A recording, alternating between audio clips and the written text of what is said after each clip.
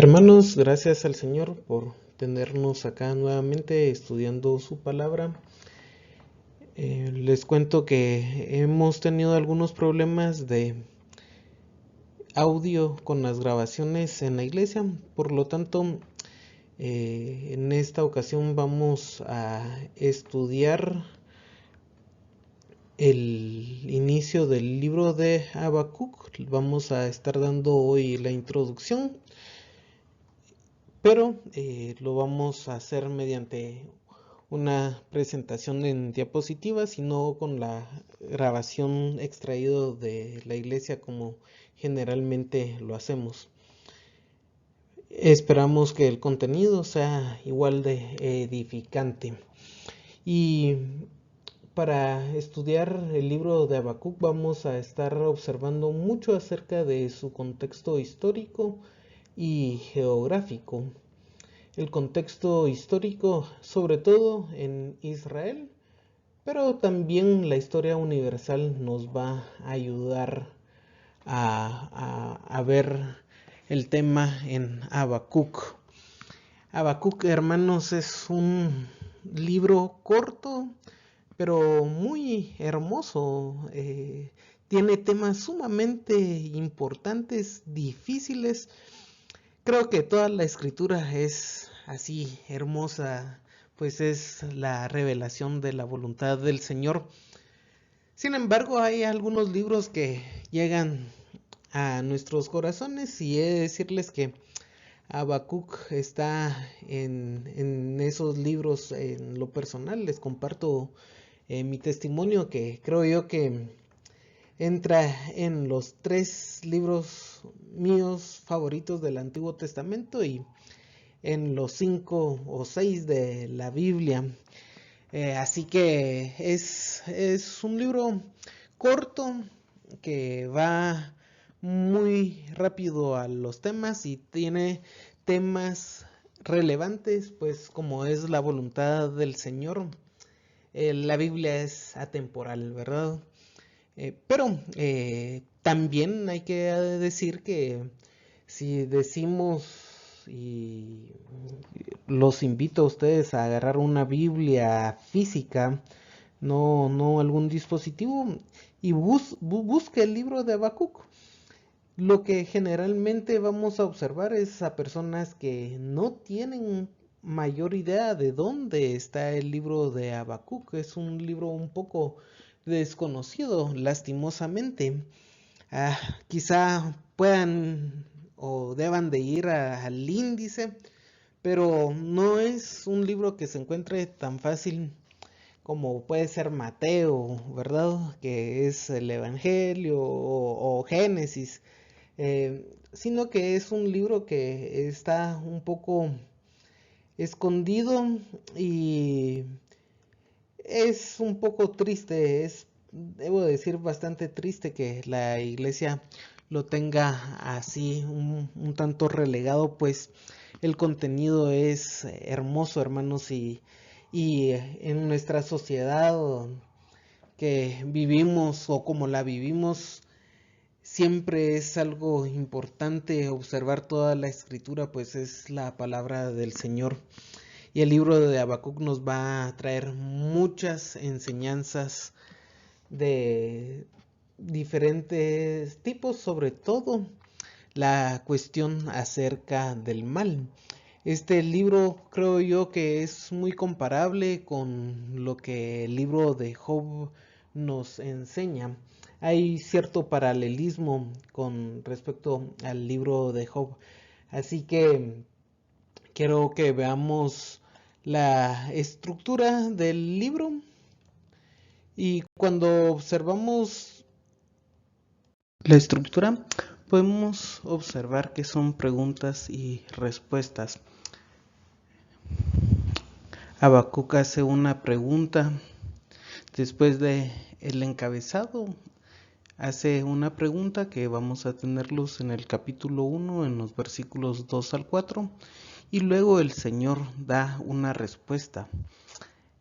Con esa respuesta, Habacuc tiene una segunda inquietud y el Señor le responde esa segunda inquietud. para luego culminar en una oración, en un cántico de Habacuc por la gloria de Dios. Entonces vamos a estar viendo cada una de las secciones. Y hermanos, estas preguntas que él hace son preguntas que todo cristiano a veces se hace acerca de por qué Dios permite el mal o por qué el que aparentemente es más impío que uno le puede hacer daño. ¿Por qué Dios no castiga al impío antes de que haga daño al justo? Son preguntas sumamente importantes que vamos a estar viendo, y luego, después de la respuesta, lo que tenemos acá es un cántico de Habacuc, una última oración. Lo que vamos o que debemos de aprender en ver la estructura es que esto no es un discurso al pueblo como antes hacían los profetas. Los profetas muchas veces daban un discurso al pueblo para que lo escuchara el pueblo, pero en este momento lo que tenemos es un diálogo con Dios en oración. Y claro, Dios va a pedir que esto se haga público. Y yo creo que por eso está escrito y lo tenemos como parte del canon. Pero en general la estructura no es un discurso que Habacuc esté dando al pueblo, sino es una pregunta, una respuesta, otra pregunta, una respuesta. Es comunicación con Dios mediante la oración. Y tampoco la estructura refleja una narrativa, es decir, una historia como lo pudo haber sido Jonás. Por ejemplo, en Jonás tenemos la historia de Jonás. Aquí tenemos una historia, pero no es una historia en el sentido narrativo, sino otra vez son preguntas. Y las preguntas que se hace aquí a Habacuc son un tanto filosóficas. Pues se trata de la soberanía de Dios en el mundo, cuya conclusión es un cántico de adoración. En la estructura lo que vamos a observar es de que Habacuc refleja un gran genio teológico, es un gran personaje con gran retórica y con una literatura amplísima. Es un libro que algunos escritores han dicho que Habacuc es un genio por la retórica, por la literatura, por la teología que nos está enseñando acá Habacuc.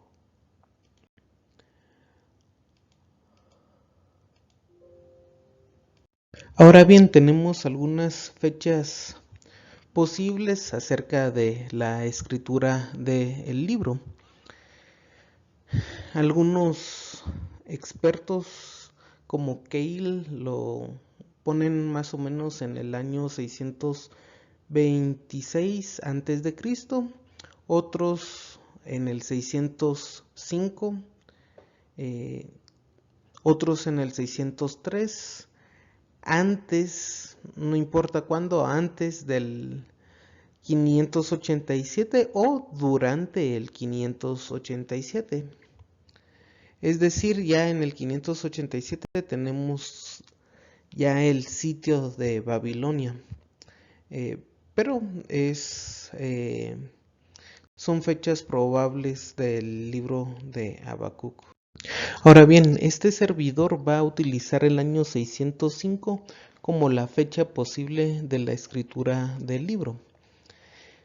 Hay que ver algunos hechos relacionados en la historia universal con el libro de Habacuc. En el 630 el poder asirio comienza a decaer. Otro hecho importante en el 622 al 620 es que Josías comienza su reforma. Este hecho es tan importante, hermanos, que muchos eruditos ponen justamente en el 626, 625 el libro de Habacuc, porque creen que debe de haberse escrito antes de la reforma de Josías, por las reformas que él impulsó. Nosotros vamos a utilizar el 605 porque son posteriores a la reforma de Josías, y vamos a observar que el pueblo de Israel regresó a una situación muy similar a la que tuvo antes de la reforma tras la muerte de Josías.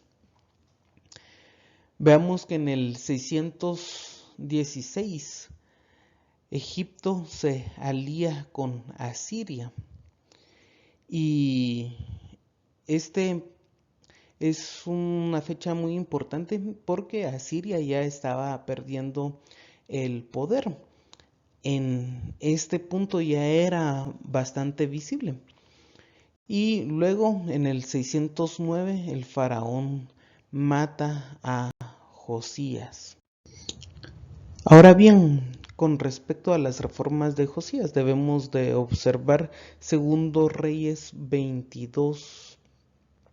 Pues ahí comienza parte de la historia. Dice el versículo 10: Asimismo el escriba Safán declaró al rey diciendo: El sacerdote Hilcías me ha dado un libro. Y lo leyó Safán delante del rey. Y el versículo 11: Cuando el rey hubo oído las palabras del libro de la ley, rasgó sus vestidos. Y es importante ver esa actitud de Josías, hermanos. Pero luego ordena a que esos varones vayan y pregunten a Jehová y por él y por el pueblo y por toda Judá sobre las palabras del libro, porque dice: por cuanto nuestros padres no escucharon las palabras de este libro para hacer conforme a lo que nos fue escrito. Y por eso es de que comienzan las reformas de Josías en el capítulo 23, que en resumidas cuentas debemos de observar. Uno, en el versículo 4, quemó los utensilios idolátricos como parte de las reformas de Josías, quitó los sacerdotes idólatras, versículo 5, en el 6 y en el 14 quemó imágenes idolátricas, en el 7 derrubó los lugares de prostitución idolátrica, los versículos 8, 9, 13 derribó los altares y centralizó otra vez la adoración en el templo. En el 10 quitó los lugares para sacrificios de bebés, en el 11 y 12 las imágenes de los reyes anteriores, y celebró la Pascua en el 21 y 23. Estas reformas son sumamente importantes porque tratan de renovar la condición del pueblo de Israel. Y lo que sí estamos seguros es de que durante las reformas de Josías, que fueron los años 22 al 20, o hasta que él murió en el año 609, no se escribió el libro de Habacuc. Pero las reformas son un hecho importante para observar el libro de Habacuc. Ya pasando a la historia universal, primero hablamos del 630, cuando el imperio asirio comienza a decaer, pero hay algunas partes que son importantes. En el 626 los caldeos toman Babilonia. Babilonia, que antes había sido una capital religiosa del imperio asirio, es tomada por los caldeos. Y luego hacen una coalición para marchar a la capital del imperio asirio. Los caldeos, los babilonios, con los medos y los persas y otras tribus, pero siempre a la cabeza Babilonia. Así que toman el control de Nínive en el año 612. Y entonces ahí ya se comienza a ver una gran potencia por parte de Babilonia. Ahí un general sale de Nínive y se va a Harán y luego a Carquemis a refundar la capital del imperio. En el 610 se toma a Harán y luego en el 605 Carquemis. Estas dos ciudades son importantes, pues ahí es donde se encuentra la batalla decisiva para capturar y destruir por completo el imperio asirio y tener a Babilonia como el nuevo imperio. En parte hablamos de que el faraón sale y se alía con Asiria para hacer retroceder a Babilonia.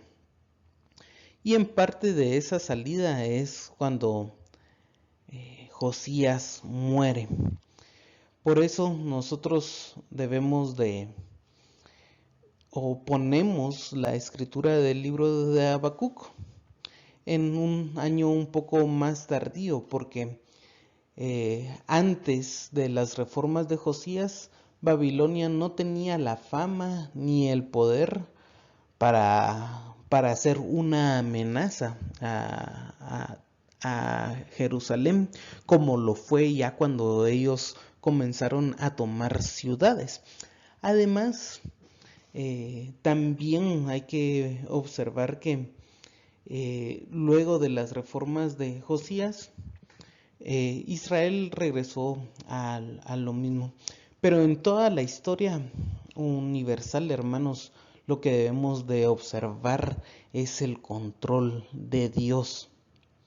El control de Dios, y vamos a observar aún más el control de Dios con las respuestas que el Señor le da a Habacuc.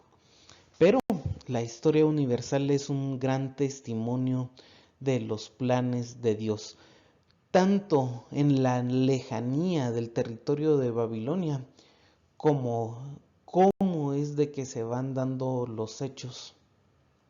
Una de las cosas que es importante es observar la actitud del pueblo de Israel.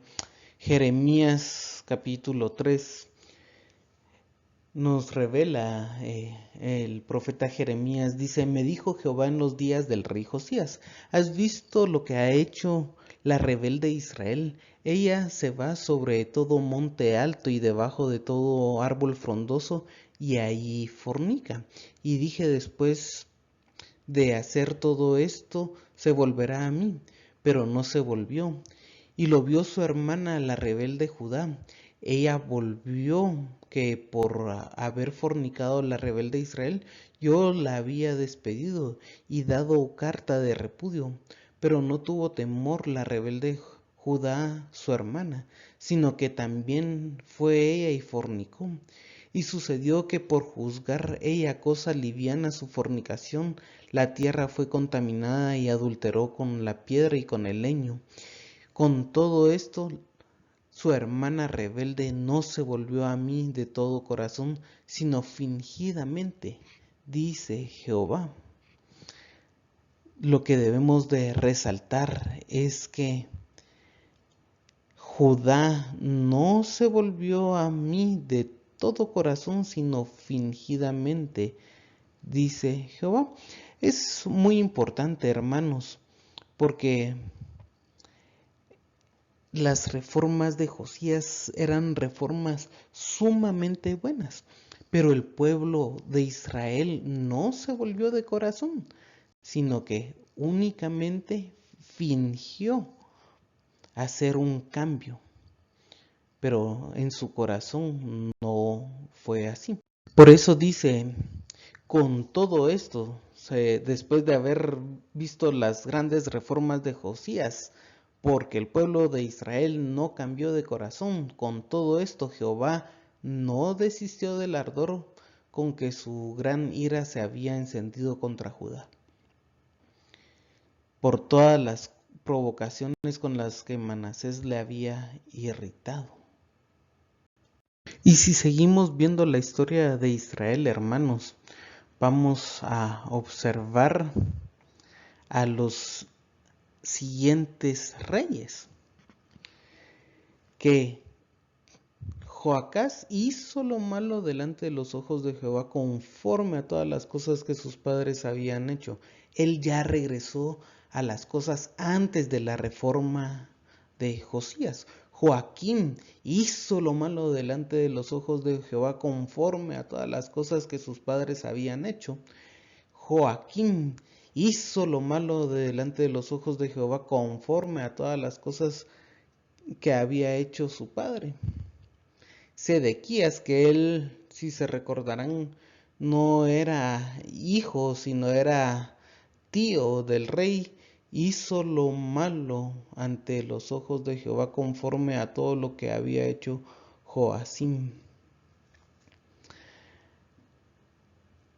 Hermanos, una de las lecciones que debemos de recordar es que acá consideramos siempre a Josías como un gran rey, pero el pueblo no cambia en su corazón. Y muchas veces como cristianos, hermanos, hacemos cosas por costumbre, no de corazón. No debemos de ser como una carcasa que hace las cosas externas, pero el interior no cambia. No tenemos que tener carcasa de personas de fe, sino ser íntegros. Que lo que está en nuestro corazón se vea reflejado en nuestras acciones. Por ello, las reformas de Josías eran excelentes, pero el pueblo no las tomó de corazón, sino que solo hizo las cosas superficialmente. Y solo se murió Josías y los reyes que le siguieron, estas reformas las tiraron y volvieron a la idolatría, a tener sacerdotes idólatras, a tener imágenes, a tener lugares de prostitución idolátricas, a tener altares por todos lados, a hacer sacrificios de bebés, a tener imágenes de reyes, y otra vez pausaron la celebración de la Pascua. Ahora bien, algunos hechos relacionados otra vez en la historia universal. En el 605, la victoria de Nabucodonosor sobre Egipto en Carquemis. Egipto había participado de algunas batallas contra Babilonia, pero en esta es la batalla final donde Babilonia echa a Egipto y Egipto toma a Judea para pagar tributo, pero luego cuando se amplía el imperio babilónico, Nabucodonosor toma Judea para pagar tributo. Al final los judíos se rebelan y en el 597 Nabucodonosor pone sitio en Jerusalén y deporta a Babilonia a muchos. En el 587 Nabucodonosor destruye Jerusalén. Entonces veamos lo que nos dice las escrituras, hermanos. Entonces el faraón Necao puso por rey a Eliaquim, hijo de Josías, en lugar de Josías su padre. Aquí es donde los egipcios toman como vasallos, es decir, Judea estaba obligado a darle tributo a los egipcios. Y luego Joacim pagó al faraón plata, oro, mas lo hizo avaluar la tierra para dar el dinero conforme al mandamiento de faraón. Aquí, como les digo, los están dando tributo, pagándole un impuesto a Egipto, y el oro del pueblo de la tierra, cada uno según la estimación de su hacienda, para darlo al faraón Necao. E inmediatamente, hermanos, en el capítulo 24 dice: en su tiempo subió en campaña Nabucodonosor, rey de Babilonia. Y Joacim vino a ser su siervo por 3 años, pero luego volvió y se rebeló contra él. Entonces, Joacim dejó de pagar los tributos a Egipto y los comenzó a pagar a Nabucodonosor, el rey de Babilonia. Pero Joacim se rebeló y ya no quiso pagar los impuestos. Por eso el rey Nabucodonosor se enojó. Y lo que nos dice el versículo 2 es: pero Jehová envió contra Joacim tropas de caldeos, tropas de asirios, tropas de moabitas, tropas de amonitas, los cuales envió contra Judá para que la destruyesen conforme a la palabra de Jehová había hablado por sus siervos los profetas. Esto, hermanos, está posterior a la escritura del libro de Habacuc, pero está relacionado porque Habacuc es lo que mira o lo que está profetizando. Habacuc es uno de esos profetas que profetiza o habla acerca de la destrucción futura del pueblo de Judea, de Israel. Entonces es importante ver eso.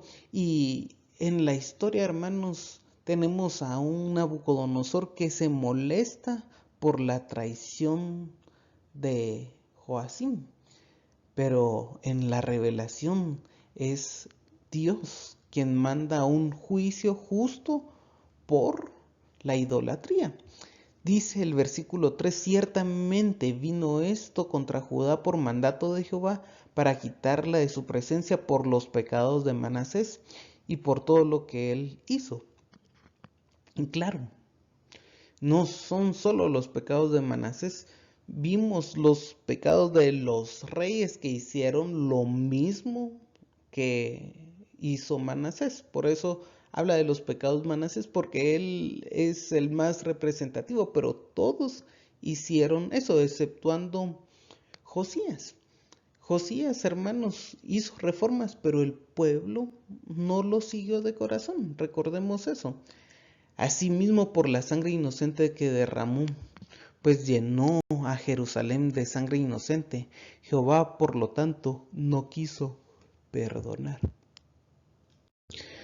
Siguiendo, dice: en el mes quinto, a los 7 días del mes, siendo el año 19 de Nabucodonosor, rey de Babilonia, vino a Jerusalén Nabuzaradán, capitán de la guardia, siervo del rey de Babilonia, y quemó la casa de Jehová y la casa del rey y todas las casas de Jerusalén y todas las casas de los príncipes quemó a fuego, y todo el ejército de los caldeos que estaba con el capitán de la guardia derribó los muros alrededor de Jerusalén.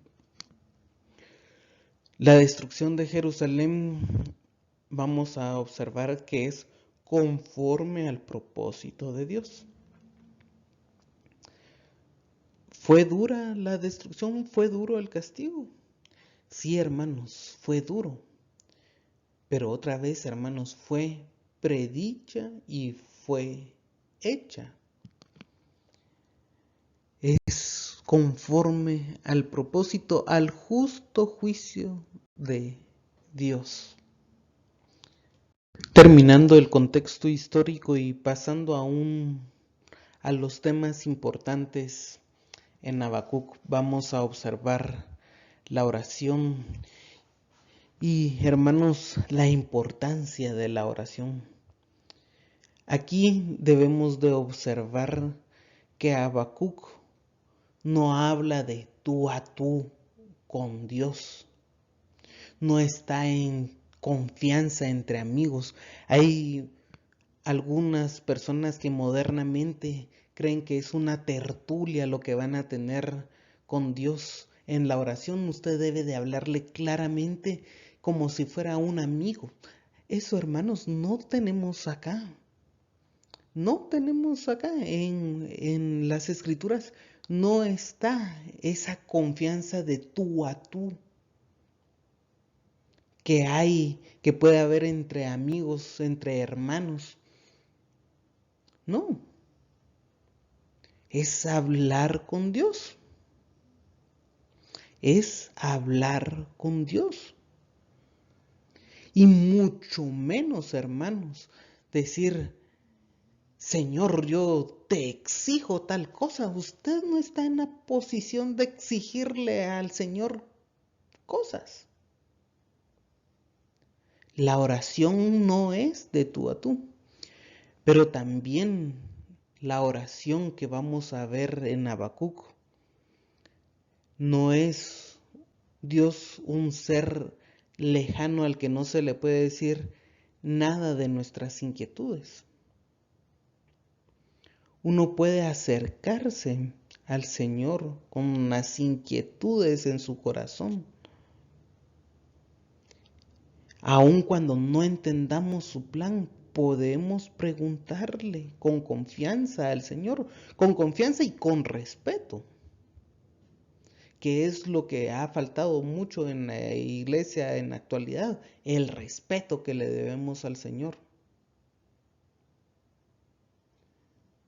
Podemos, hermanos, en la oración pedir comprensión de las cosas.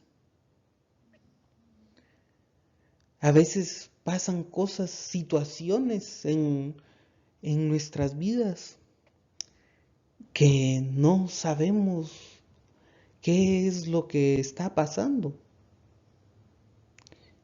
No entendemos por qué Dios lo permite y lo que vamos a observar es de que Habacuc, al igual que muchas personas en la Biblia, pide la comprensión de las cosas. Y el Señor no se molesta con Habacuc. Ahora bien, eso sí hay que aclarar, que quizá al igual que Habacuc, si pedimos la comprensión, podamos tener una respuesta que no nos guste, como en todas las oraciones. Hermanos, cuando el Señor dice que somos hijos suyos y que podemos acercarnos a Él diciendo Abba Padre, recordemos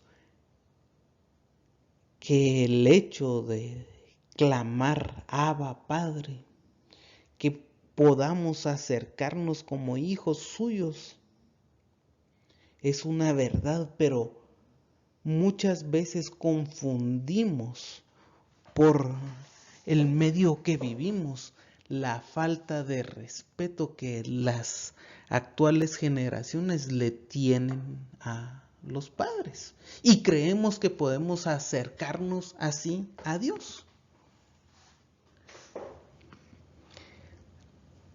Debemos de acercarnos con confianza, pero con respeto al Señor.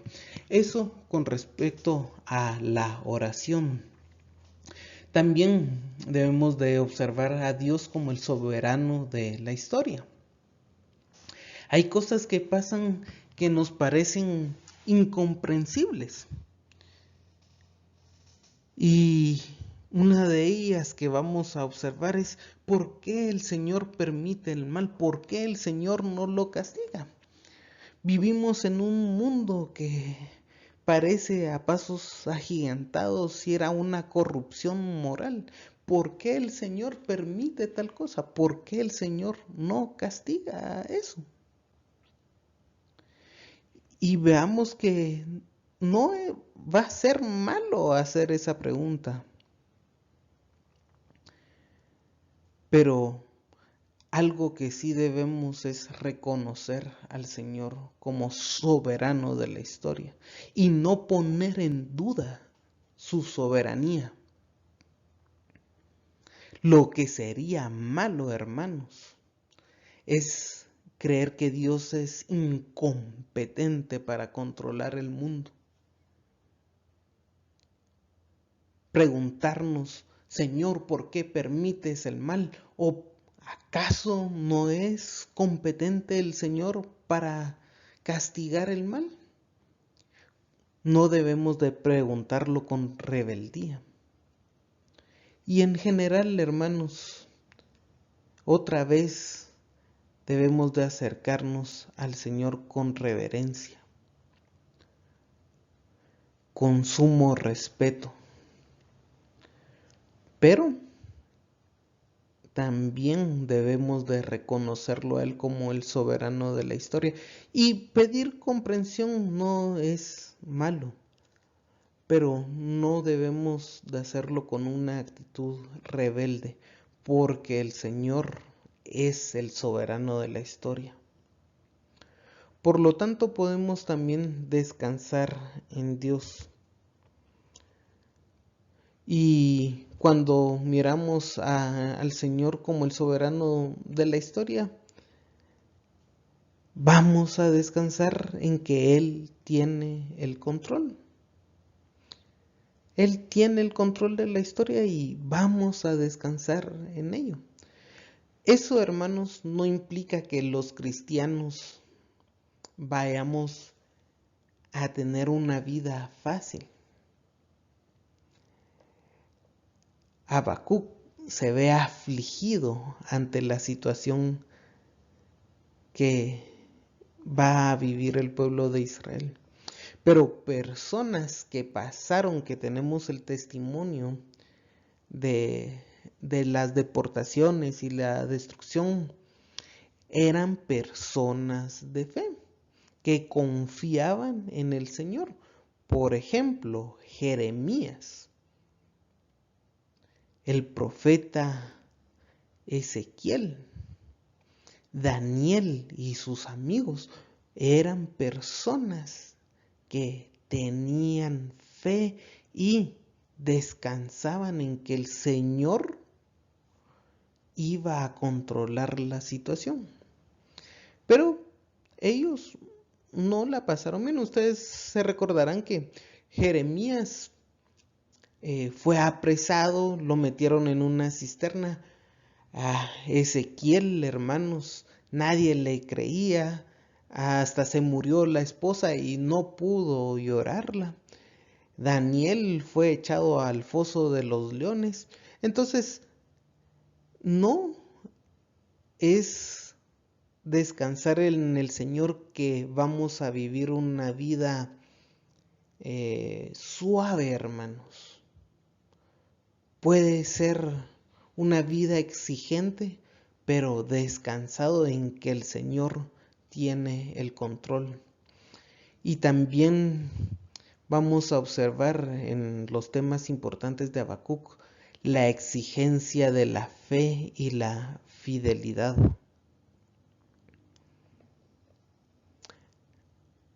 Descansar no implica ser laxo en la moralidad. Dios quiere que seamos fieles, aún en la adversidad. Cuando descansamos en Él, vamos a actuar fielmente, aun cuando eso muchas veces traiga consecuencias en este mundo. Y la adversidad, hermanos, no va a ser excusa para ser infiel. Ustedes recordarán Hebreos capítulo 11, por ejemplo, en el 23 del 11, por la fe cuando nació Moisés fue escondido por sus padres por 3 meses. ¿Qué es lo que hizo la fe ahí? Esconder a Moisés. No dijeron, ay, como yo tengo fe, entonces voy a sacar al niño a ver si no lo arrestan y lo matan los soldados egipcios. No fueron temerarios, pero descansaban en el Señor. Fue escondido por la fe. Y no temieron el decreto del rey, lo escondieron. Pero, como les digo, no fueron temerarios. En el 36 también tenemos personas que pasaron dificultades muy grandes. Otros experimentaron vituperios, azotes y a más de esto prisiones y cárceles, y fueron apedreados y aserrados, puestos a prueba, muertos a filo de espada, anduvieron de acá para allá, cubiertos de pieles de ovejas, de cabras, de pobres, angustiados y maltratados. ¿Y cómo fueron ellos? Fueron personas de fe, aún en la adversidad. Así que, hermanos, cuando hablamos de fe y de las adversidades, la fe nos debe de mover a no vivir una vida laxa. Y estos son temas importantes que vamos a encontrar en el libro de Habacuc. Señor, te alabamos y bendecimos tu santo nombre, sabiendo que somos criaturas, Señor, y tú eres el creador, tú eres quien controla la historia. Y, Señor, permítenos descansar en ti, comprender que tú eres el soberano y que eso nos haga descansar. Pero, Señor, que ese descanso no sea una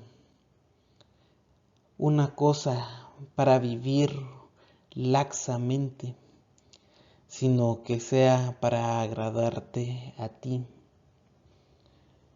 Ayúdanos, Señor, a comprender más tu palabra y que ella nos dé la fortaleza y la sabiduría para poder seguir creciendo conforme a lo que tú nos ordenas. Te agradecemos y te pedimos que tú siempre nos ilumines, Señor, ante este nuevo libro que vamos a estudiar. Te alabamos, Señor, y pedimos esta bendición en el nombre de Jesús. Amén.